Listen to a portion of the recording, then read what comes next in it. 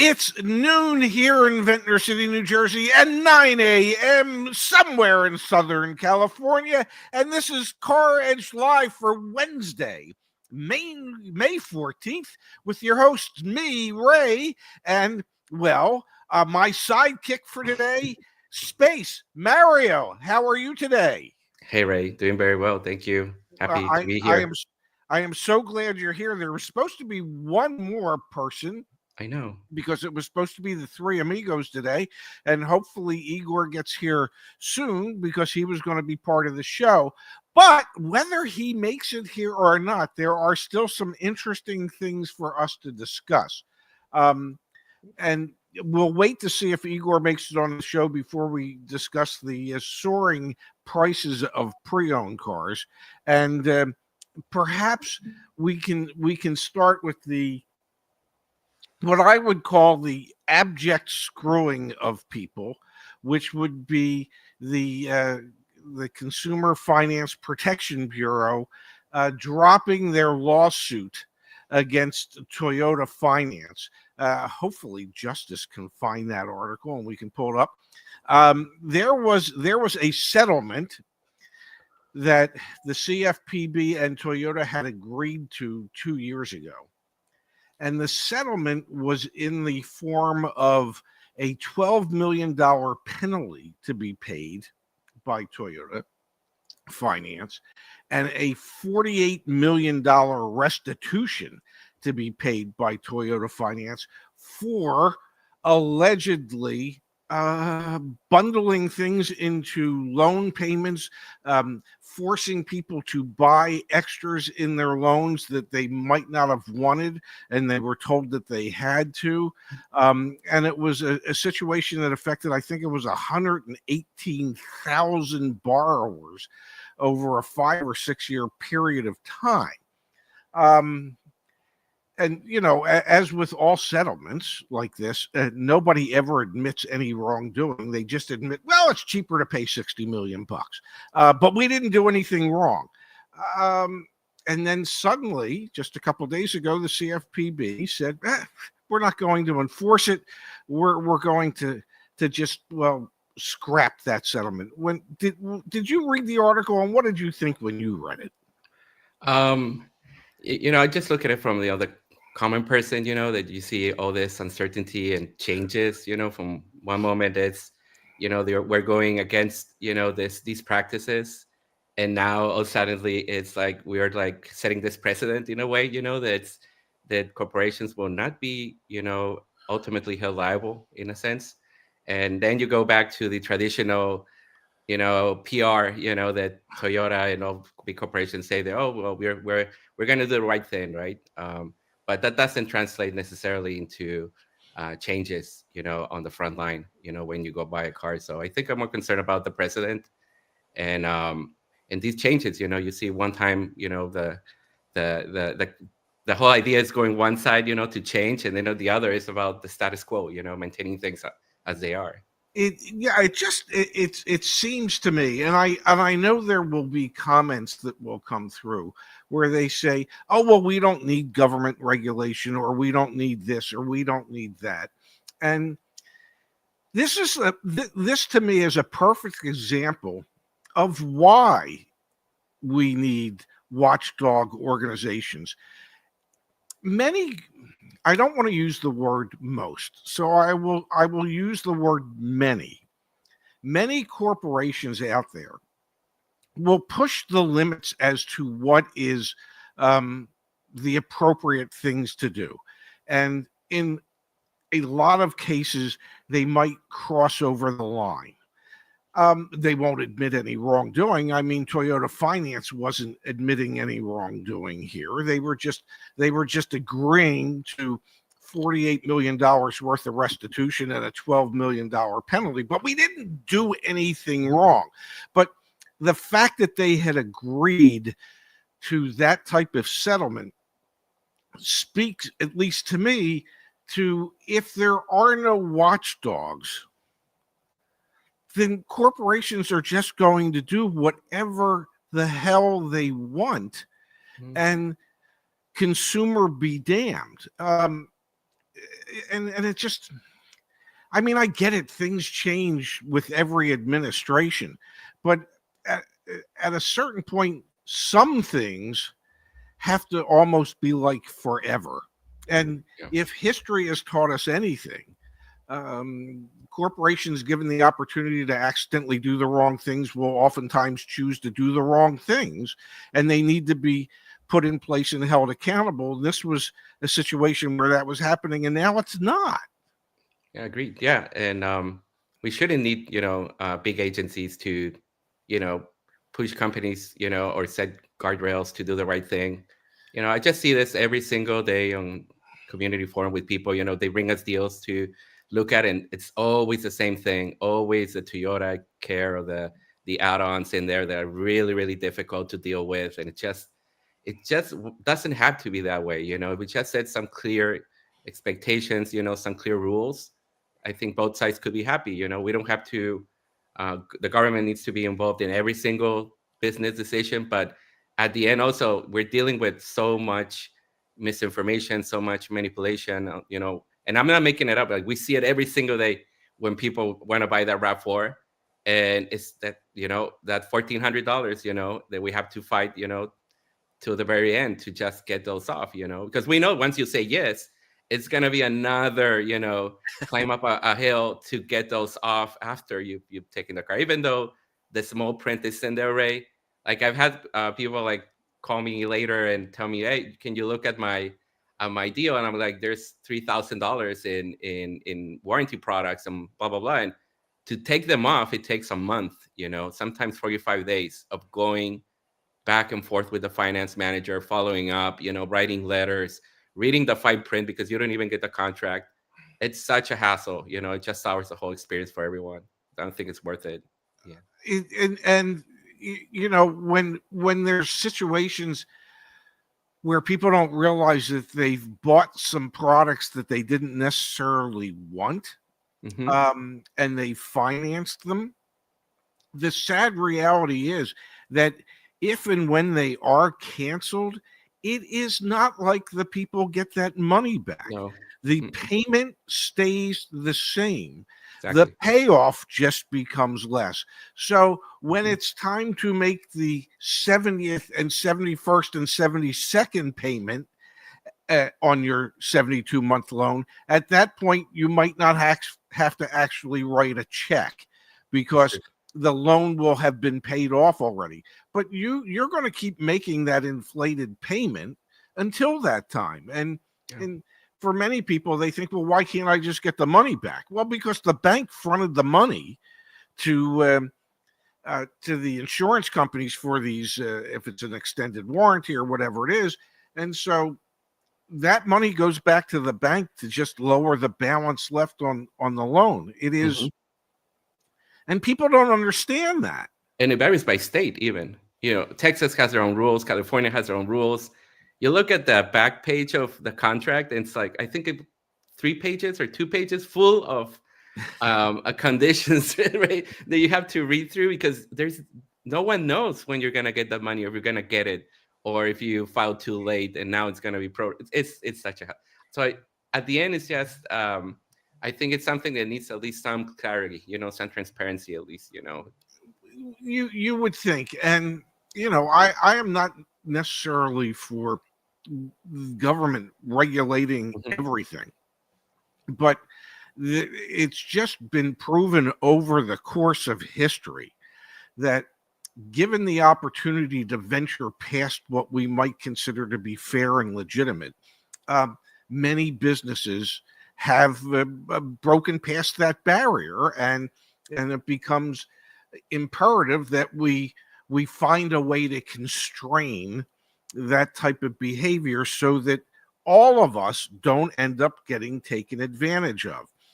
Even trying to think of a nice way to say this, even those people who think they are the best and the brightest fall prey to things.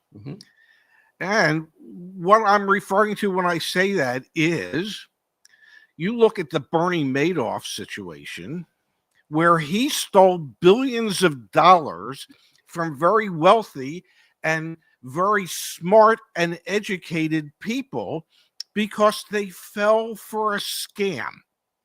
So even the most educated, the best and the brightest, the wealthiest can end up falling prey to these things. So we just, when things seem too good to be true, they usually are.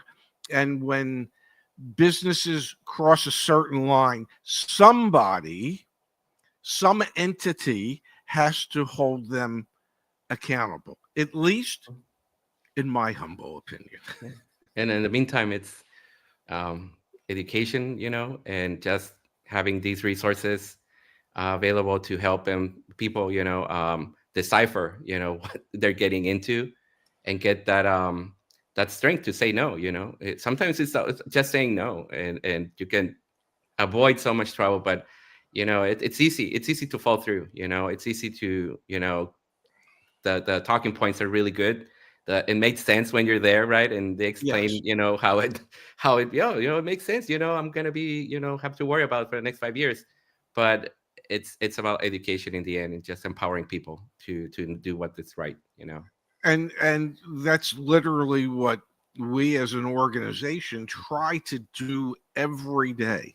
um One of the things that we're known for is to say, well, knowledge is power. Mm-hmm. And which I've always amended to applied knowledge is power. You can have the knowledge, but if you never apply it, it doesn't mean anything. So you have to have the knowledge, which is why we show up here every day, so that we can help inform the public out there so that they don't fall prey to some of these things, and that they do remember the most powerful two-letter word in the English language is no. Okay. And to understand that what makes that no even more emphatic is to possess the ability to stand up and turn around and walk away as you're saying it, which ultimately gives the consumer the leverage back that they needed. Mm-hmm. And so that's all we're here to do every day, I think. Yeah. There's always going to be a better deal. There's always going to be. There's these people, sometimes they get into like, oh, this is my opportunity. No, there's tens and tens of other opportunities that we can, look at. It's just being clear what you have to do, and say no. I agree 100%. Whenever you get a call, Ray, and you say you don't have to do it, I'm all with you. Just some people just get into, this the power of buying a new car. It's very strong, and you The have to emotionality of emotion. buying Yeah, a yeah, new yeah. car. It is, We need yeah. people to settle you down and, focus on, no, this is not it. We got to move on to the next one. Yeah. I mean, having sold cars for as long as I have, I understood how to play on people's emotions. And when I say that doesn't mean I was a bad guy. It just means I understood the psychology of how it all worked. You're doing your job. That's and, right. and I'm pretty sure that gets applied to everything on a Exactly. daily basis that Yes. each and every one of us encounters. Mm-hmm. And it doesn't make people bad people. Mm-hmm. It just, if you understand the psychology of the situation and you understand that the customer wants it to happen, if you can make it happen faster by using that psychology, isn't that really better than having it be prolonged? Well, but I'm getting sidetracked. Which I often do. I've noticed that we have someone else in the queue, and that would be Igor. Yeah. And perhaps Igor, how are you today? How are you guys? I hope you guys could hear me. We are so glad you're here because we wanted to get into what you're seeing at the auctions and what is continuing to happen with the wholesale values of many of the pre-owned cars. And I believe in my heart of hearts, you are our anointed expert in that area. So, what Well, say thank you you so today? much. Thank you so much for the honor of allowing me to come back on the show. That's what I want to start with. And the second one, yeah, I mean, I'm seeing a lot of changes at auction. Right now, actually, there's some good news for consumers because I'm seeing a little bit of leveling off. It's not appreciating as it had been for the last month. Mm-hmm. It's a little slower appreciation going on, quite a bit slower. And it seems like it's beginning to level off, which is great news for consumers because the higher we dealers pay for our used inventory at auctions, the higher prices will be for consumers. So the minute inventory starts to level off, that means we are not going to be moving up in price on retail side as well. Thankfully, and I noticed looking at some of the Blackbook data that prices have begun to level off. They're still slightly above where they would be for this Yeah. week normally 10, historic, 11, absolutely. but they are so far below what the type of increases we had been seeing, because it had been, I believe, uh, values had been going up on average about 0.3 of a point a week for close to, I think it was 6 or 8 weeks. So that's a lot of appreciation on the pre-owned market, and to Definitely. see it finally that fever break and prices stabilize to some degree is good news. It's great news. To some degree, to some degree. Some models are still appreciating quite aggressively, um, like mostly your Japanese brand vehicles, especially Toyotas, and definitely hybrids. Hybrids are the worst right now to look at, especially Toyota, Lexus. Mm-hmm. But for the most part, it's been leveling off and it's steadily hovering around 10, 11% above MMR, which is still more than what we as dealers used to pay for our inventory. You know, a good Sure. dealer buys his cars at around 90, 95% of MMR value, as you know, and MMR is the Manheim wholesale price is what dealers pay. That's what MMR is. Um, so we like to get it below the market wholesale value, just slightly a bit.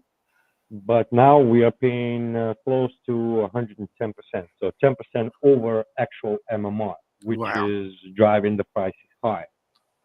Some segments, absolutely. There's a big changes, and some cars appreciated quite a bit, which was very surprising, especially after the first time in history prices went up. Because as we all know, cars are not supposed to appreciate. It's a depreciating asset. But during pandemic, something went sideways. The world went upside down, and prices start appreciating on cars. And we've seen big appreciations. And then they start falling down, depreciating back again to normal trend. And now here we are. We're back to the same round of appreciation prices that we had been seeing in 21, 22, and lightly in 23. You know, on Monday we had a discussion in regards to the affordability of EVs. That used EVs are helping to a certain degree alleviate the affordability crisis for some used cars. Um, are you still seeing that at the auctions today? Absolutely. Absolutely. I am seeing EVs dropping like brick in free fall. Some segments are losing upwards of 50, 55% within first year, not even hitting a year old vehicle, and they already lost 50% of value. So Wow. yeah, I mean, if you are in the market for EV right now, probably one of the best times to go out and get a pre-owned, not brand new, but Hmm. pre-owned. You could get a good deal, good value for your money. Especially, I know there's a lot of turmoil with politics when it comes to Tesla, but that could play in your advantage if you're not afraid to get your car scratched up or damaged, and it's not happening everywhere. And if you want a good bargain on EV, definitely go for Tesla. Definitely, strongly recommend because you could definitely get a great deal on one, 2, 3 year old, and steal it. What we call in automotive industry, stealing is like getting a great deal. You could definitely steal one. Well, that's good news, Mario. I can tell by the look on your face you either have a comment or a question. No. About the whole auction values and stuff, like it's easy to get lost in the numbers, and the percentages and all that. Like at the end, it's what we see on the front lines, on the actual market. What to me matters. I didn't see like the increases like hold on, like it tried to hold on. It didn't stick. This whole hype, that we saw with what's happening. I won't get into tariffs or that, but I was talking with Igor, about it, and it just didn't have like legs to me. And I think once the tide started to turn, with news, and then you start seeing dealers call you back, and I've been in the market for a couple cars, and Igor and I were talking about, and suddenly everyone's calling you, Ray, and cars are no longer selling at the prices that they were setting. They thought that people were getting desperate, and so some do go ahead and buy the cars at that premium, but you just gotta hold on. I think it's about waiting, and I think the recommendations that we're giving people in community is like it's too early, it's too volatile right now, it's too much about news. MMR it's not immediate, it lags also, so it's not just Absolutely. because MMR says X amount, it has to be that amount. You gotta have pattern a given amount of time to make a judgment on where the market's going to go. Sometimes it's too early, and in that case, it's just wait. To me, it's just 100. waiting. And when you wait, then you can have more reliable data and you can have more reliable price points. And that's where we're all about when Igor, myself, and the other community champions at the community are talking about a specific car, like real world transaction. We tell them, hold on, this thing is just not sustainable for this particular model, right? Now, if we're talking about hybrid, or we're talking about a minivan, or we're talking about some other segment, we know that those are always going to be hot, right? Then it's different. But if it's something else which we don't see that in, holding on, I think the best recommendation is just to wait. And people that waited, I think are going to come out better. Like during 100%. the pandemic, Ray. Like, do you remember when we told them don't buy a car? Some people did. Now they're underwater. They're stuck, right? So I'm more about waiting to see a pattern before jumping into a conclusion and saying that everything's going to be super expensive next month, and I need to buy a car right now, that those decisions don't usually turn out well.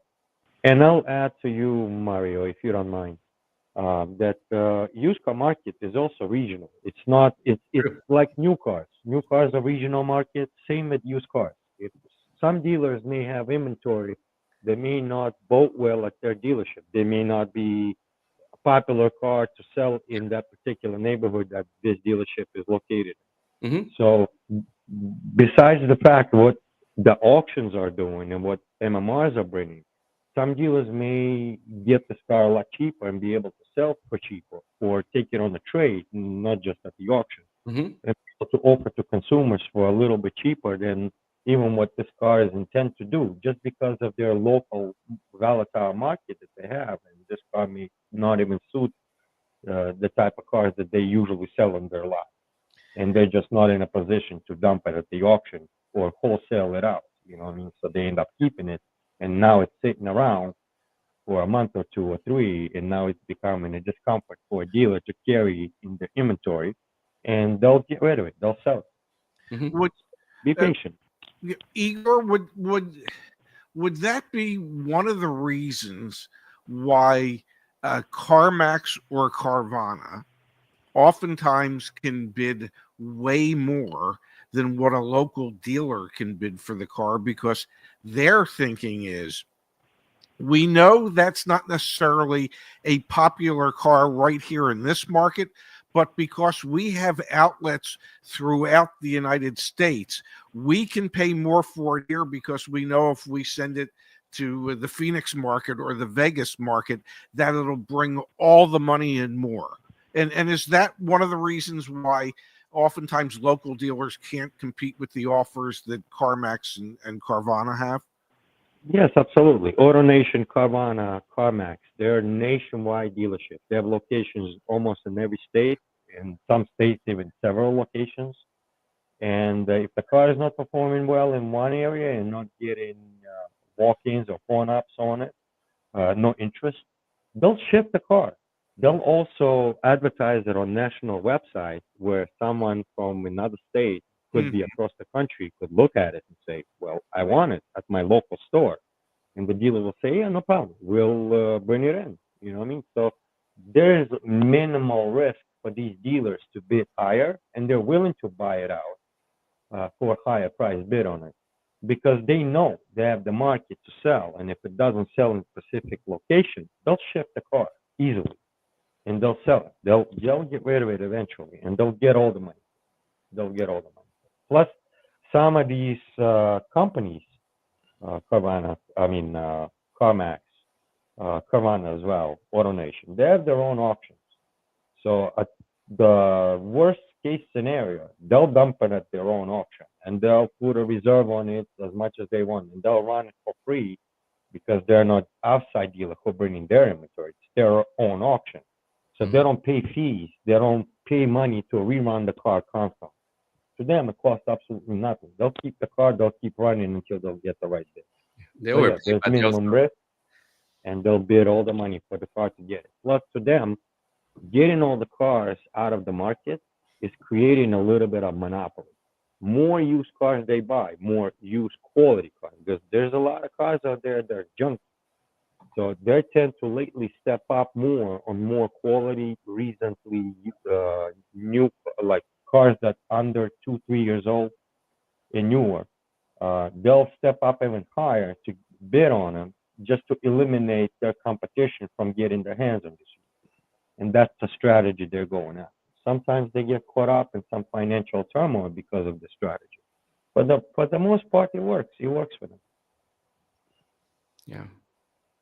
I know you were ready to say something, Oh, Mario. no. I mean, it's they overpay, but also they also have the highest price points, so Absolutely. it's like Retail wise. $2,000 over, what you're seeing on the market just because they're gonna buy on CarMax.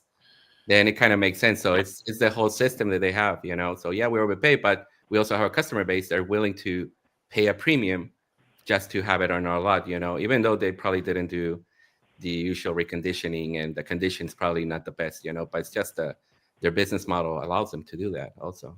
Yeah, that's a big issue with them, by the way, with prep work. The recon is very. Yeah.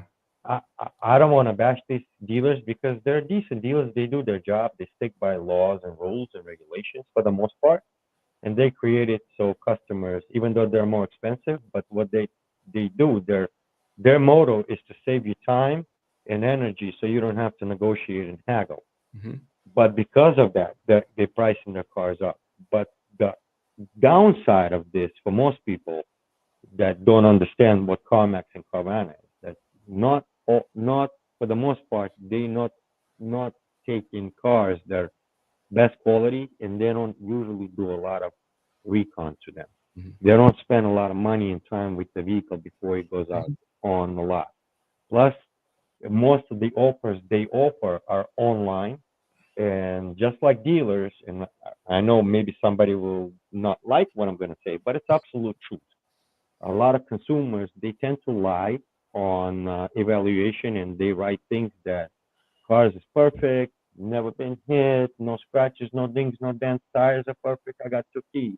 But when the car gets to the dealership for the consumer to pick up the check and drop off the vehicle, it's not really what they describe. But because CarMax and Carvana hires not so educated employees who understand the process of checking the vehicle like regular franchise dealers do, they'll take this car in, they'll pay the consumer all the money that they appraise the car at, even though it's not what the condition is, and then they'll put it on a lot within an hour for sale without doing any recon to it. Sometimes they don't even wash the vehicle. So it's a big gamble what you're getting, and be careful with CarMax, Carvana. AutoNation is a little better. They're more of a franchise dealership, more of a regular dealer side. So they'll go over the vehicle with you, CarMax and Carvana. You gotta test the vehicle. I strongly recommend to get these cars PPI with your trusted mechanic, and just make sure you keep your eyes open and pay attention to everything, to detail, to all the detail. Maybe.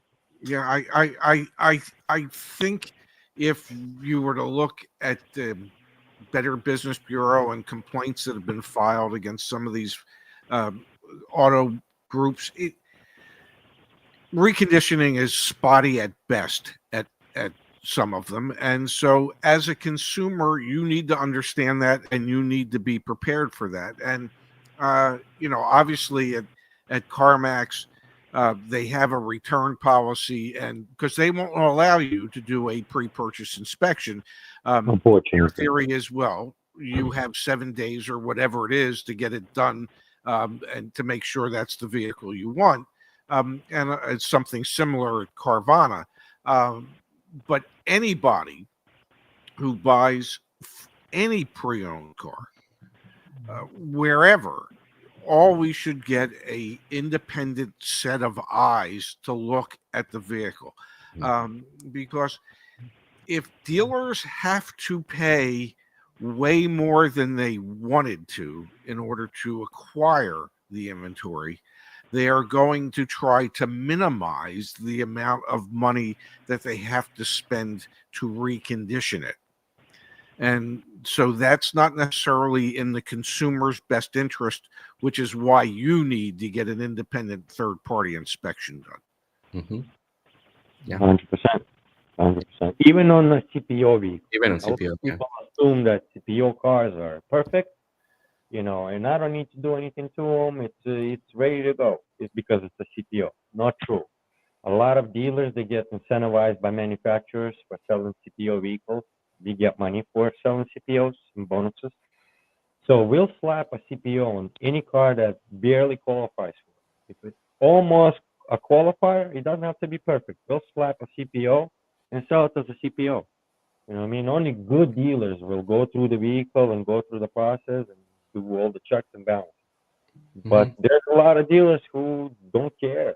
They just want that money. They'll slap a CPO, sell you a car that should never been qualifier, and you'll think you got a good car, when in reality, this car shouldn't even be retail. It should be a wholesale piece. Yeah. It's mostly a warranty, like for the CPO for me. When people ask, is it worth it? It's just the extra year warranty, is that worth it? The 1,500 or whatever, right? Beyond that, it's a used car, like any other one. Absolutely. CPO is a used car, And they don't even sell CPO. I mean, they don't add, most brands, most dealers don't even retail CPO car for just $1,500 difference between regular and the CPO. Most will charge you upwards of $2,500. Internally, it could cost the dealer, $1,000 to $1,500 to slap a CPO on it. But on retail side, you'll see difference between regular car and CPO upwards of $2,400, $2,500 to $3,000 or some odd. So, you got to weigh your options. Maybe it's better to buy regular car, pay a little less on retail, and then go with extended warranty that you'll find on your own after you do your research. CarEdge has great extended warranties that they offer. And then there's other companies that you could do your own research and find a good coverage. It could be like be just as good as CPO rather than paying on retail side, the CPO for the CPO program to be added to your vehicle and be overpriced overall, overvalued on the vehicle. Yeah, I just wanted to mention, like, there's some cases where it's worth it. Like maybe you're going to mention the CPO, but that's why you see like Hyundai, for example, where the CPO unlocks the 10-year, 100,000 mile warranty. I could see that, instead of just getting the 5-year, 60,000, right? In those cases, like the warranty is worth it. But beyond that, like buyer beware, it's not like a guarantee of anything. Right. And luxury cars to me as well. Like I specialize mostly in luxury exotics, super hyper cars. So some cars CPO, like on the level that I specialize, some CPOs and some models definitely make sense because you'll get a lot better quality parts and service with technicians that know what they're doing. You could bring it to any dealership that sells that brand. So to me, some CPOs make sense, but for your normal regular cars, that's on you. You have to make a decision and think what's going to be more cost effective for you. Like Mario said, some cars that extend your coverage quite a bit make sense, like on the Honda, Kia, totally makes sense. But on cars that just give you barely a year and up to 100,000, when you know you're going to run out of it in a year, because it's a year or 100,000, it's either Mhm. or, whatever you'll get. So you have to, justify it in your head. Is it cost effective to you? I think some of the best CPO cars out there, certified pre-owned cars that are done through the manufacturer programs, are low mileage retired service loaners. Mhm. Um, where a dealer might keep a vehicle in service loaner fleet for 3, 4, 5,000 miles, maybe 5, 6 months, and then you pick up extra warranty on top of it, and there's typically a significant cash savings as far as pricing is concerned. Those are for me, for my money, those are the type of certified pre-owned cars that I would look at. Because Or there can be extra value associated with those. or ask for dealer principal's wife's demo. Yes. Don't Oh, we love those demos. Yeah, for sure. Well, I want to thank both Mario and Igor for being here today, for filling in for my son Zach. You guys have made this a really, really special show. I appreciate it so much. Igor, your insights are invaluable, and Mario, your work on the community forum it's just exceptional. You are, for a non-car guy, and what I mean by that is somebody who doesn't work in the car industry on the retail side of things, you are the most knowledgeable car guy I know. Thank you. No, and also just a shout out to Igor. Also, he's also there in the community helping everyone. Just helps a lady save $6,500 on a GLC. Incredible. So we're doing deals, helping people with just trying to help people, without any commitment, anything. Just reach out if you need any help. That's a commercial there. If you need any help with anything, a lease, a purchase, used car, whatever, we're there to help you and hopefully avoid any of the issues that we usually see there, right? Thank you, Mario, for a shout out, and thank you guys for hosting me on the show. It's been fun. I always love to join you guys and help community in any way possible. And please come to the forum. We are always there, and I'll be more than glad to help you guys out, including Mario. And just to give some shout out to Mario as well. Without Mario, we cannot solve any leases. Mario is our lease guy. He's the best, and he knows exactly what he's doing. And even when I was looking for some cars, even for my wife, I had to reflect to him and ask him some questions for help. So he's extremely knowledgeable for a non-car guy. Extremely. Take advantage of him. Well, we, in a nice way, take advantage of them. Absolutely, absolutely. Thank you for that clarification. Thank you. Thank you both again. We will be back here tomorrow at noon Eastern. I have some guests tomorrow, or a guest tomorrow. There'll be other people here helping me out tomorrow. Thank you, everybody, for being here today. Thank you, Mario. Thank you, Igor, and thank you, Justice, for producing. Couldn't do any of this without you. We'll see you back here tomorrow, everybody.